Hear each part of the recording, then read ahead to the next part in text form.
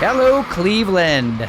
This is Alan Keller from the Too Much Effing Perspective podcast, and welcome to Quick Taps, short episodes with short stories for short attention spans.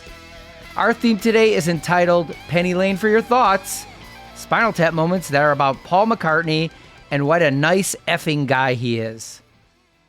Our first story comes from host of the Bad Decisions podcast, Scott Nathan, who introduced my Falling Melinda's bandmate Scott Bennett to Paul back in about 1990 and couldn't believe how easy it was to meet this Beatle.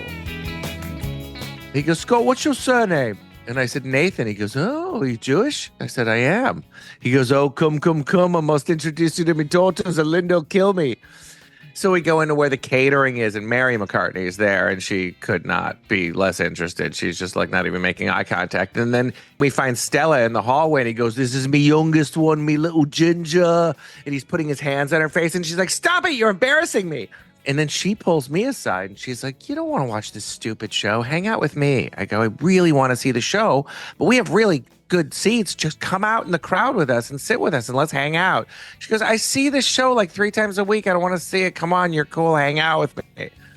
And I was like, yeah, we're going to go see the show. And then Paul comes back and he goes, walk me to the stage. And we're like, fuck yeah. So me, Scott, and my friend Eli walk through the curtain down the hallway right to the stairs at the back of the stage. And Paul goes, well, thanks for coming. Enjoy the show. And he throws one fist up in the air and it's like pure white light. And I was just like, that was so cool.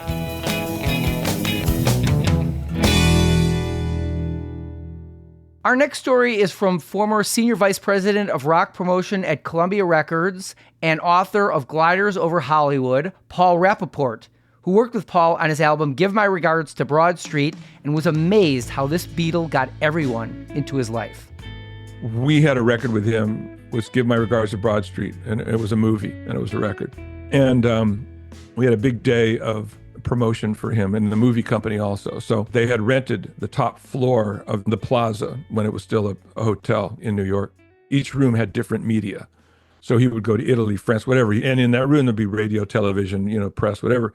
So now we were the last room and we were rock radio for the United States. So we had some very influential rock programmers come in and interview Paul. One woman, her name is Helen Light, worked for a couple of big rock stations in Philly, sits down in front of him. The mics are open. She had been a Beatles fan her whole life since she's a teenager, but she sits in front of McCartney and it hits her, like it just hits her.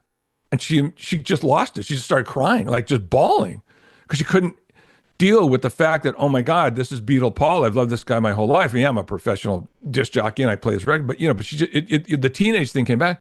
He got up from his chair. He pulled her out of her chair. He hugged her and comforted her because he knew what it was. It's not like he hasn't seen this before. He's Paul McCartney. He did it out of being a nice person, took the time to comfort her in a real human way. Okay, now it's the end of the night at 7 o'clock. Guy's been working nonstop since 9 in the morning. And he looks at me and he goes, is there anything else on the schedule? And I say, well, Paul, there is one last stop at the record company at Columbia Records, which is just down the street, about 5 blocks from here. There's a lot of people waiting to meet you, but they're not the executives. They're the everyday workaday people, assistants, secretaries. And he looked at me and he was really tired. And he goes, nah, he goes, we got to go. It's just those people, in a lot of ways, they're more important to me than even the executives that run Columbia. He says, we have to go. The funniest thing is I couldn't walk him down the street. It's only 5 blocks, but he's Paul McCartney's middle of the 80s. You couldn't walk him down a block without a crowd. So we had to get in a limousine and we were laughing like crazy because it took us 45 minutes just to go around the block and then go down Fifth Avenue.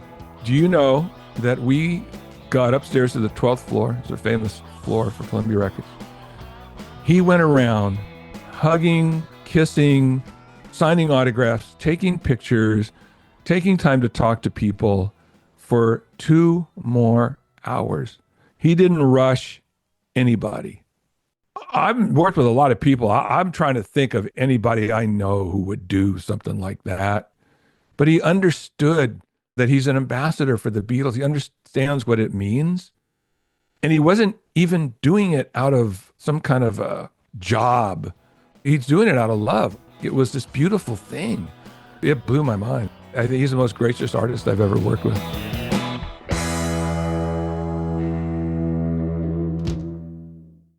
And finally, actor Gary Anthony Williams, the voice of Uncle Ruckus on the Boondocks, tells us about the moment he realized that the most magical thing about the Beatles might not be their music.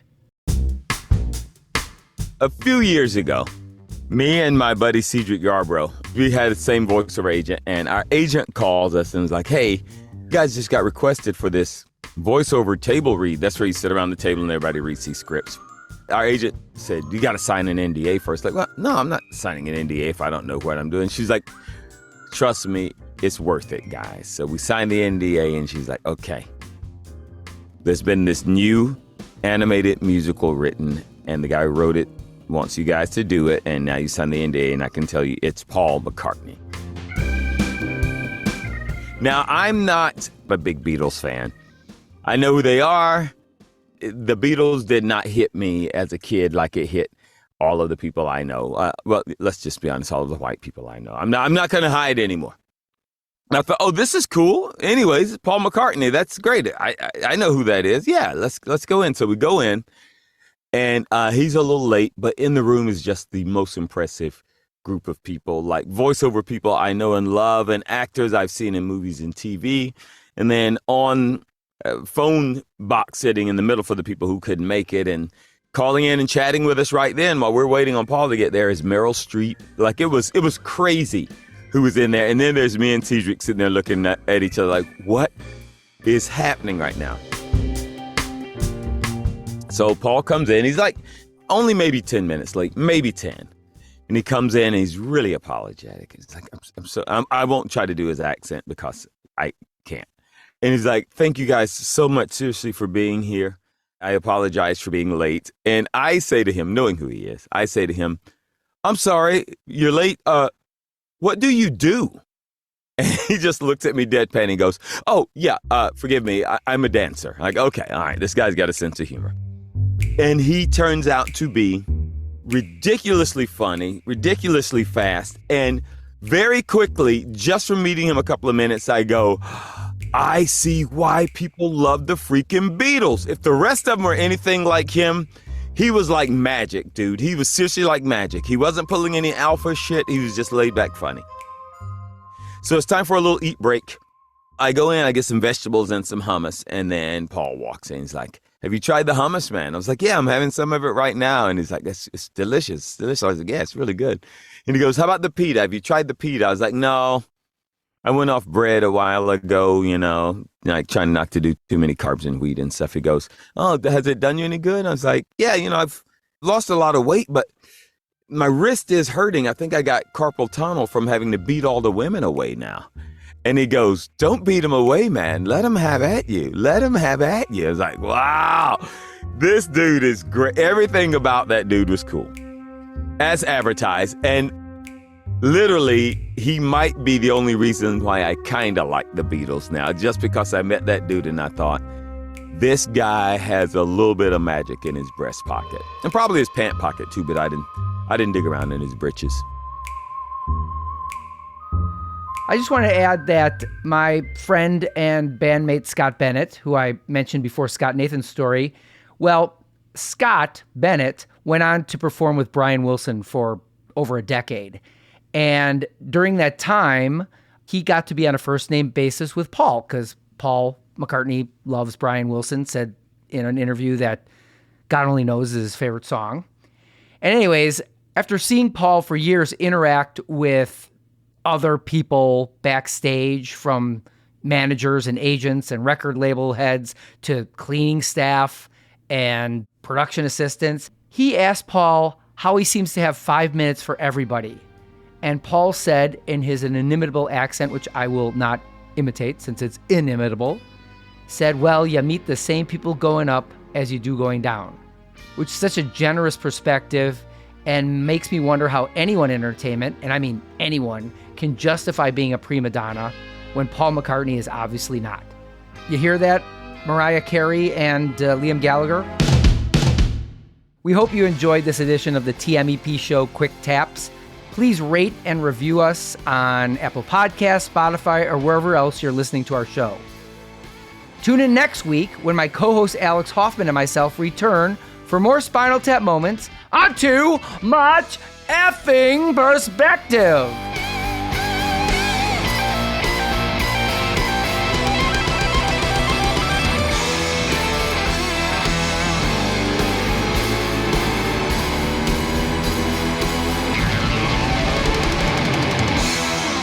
Too Much Effing Perspective is a Milwaukee Talkies original. Evergreen Podcast Network.